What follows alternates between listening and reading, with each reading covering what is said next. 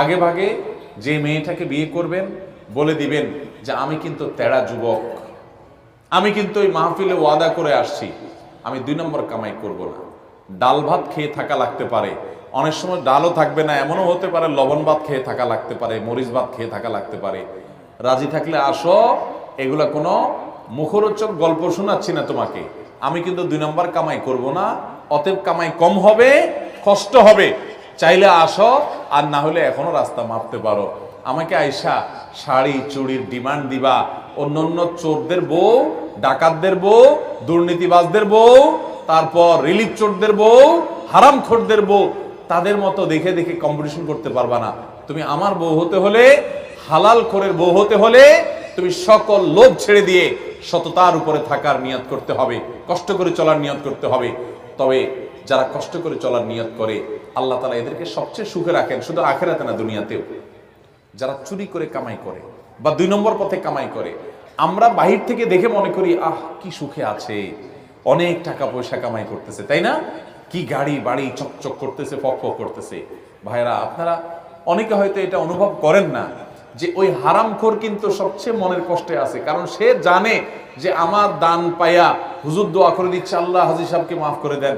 হাজী সাহেব জানে আমি একটা চোর, হাজী সাহেব জানে আমি একটা দুর্নীতিবাজ, আমি একটা 2 নম্বর মানুষ। আর হুজুর আমার পাম পড়তে দিলে কি হবে? মৌলবী তো আর জানে না যে আমার সব 2 নম্বর পয়সা। এই জন্য এটারে বলে অপরাধ বোধের অদৃশ্য দাহন, জ্বালা ভিতরে ছটপট করতে থাকে। মানুষ বলে হাজী সাহেব, সে মনে মনে আরে আমি কিভাবে কামাই করছি আমি না জানি। ভাইরা আমার, এই যন্ত্রণা তাকে কুরে কুরে শেষ করে। আর সৎ মানুষ তাকে যাচ্ছে না, পুছে না, দাম দেয় না, কিন্তু তার ভেতর থেকে একটা ফিলিংস হয় কি জানেন, যে আলহামদুলিল্লাহ আমার প্রতিটা পয়সা টনটন করে বাঁচবে, আমি হারাম কোনো টাকা কামাই করি নাই, হারামের সাথে কম্প্রোমাইজ করি নাই, চলে কষ্ট করি, মানসিক শান্তি পায়। এই জন্য নবী সাল্লাল্লাহু আলাইহি ওয়াসাল্লাম বলেছেন লাইসাল গিনা বিকাসরাতিল আরদ ওয়ালাকিন্নাল গিনা গিনান নাফস।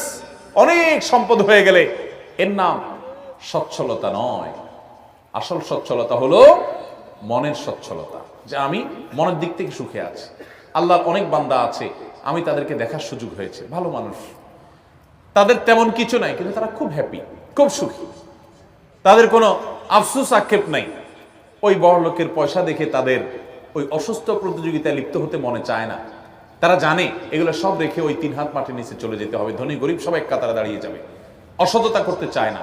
আল্লাহ আমাদের সবাইকে সেরকম সাহসী সৎ মানুষ হওয়ার তৌফিক দান করুন।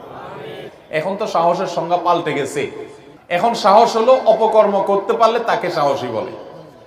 আসল সাহসী সে যে অন্যায় বর্জন করার জন্য শত মানুষের ভৎসনা সত্ত্বেও সে হিম্মত করে যে আমি অন্যায় করব না। টাকা পয়সা হলে সবাই আমাকে পুষবে, কদর করবে, দরকার নেই, আমার অল্প টাকা, আমি গরিব থাকবো, কিন্তু আমার ভেতর বলবে আমি সৎ, আমার মধ্যে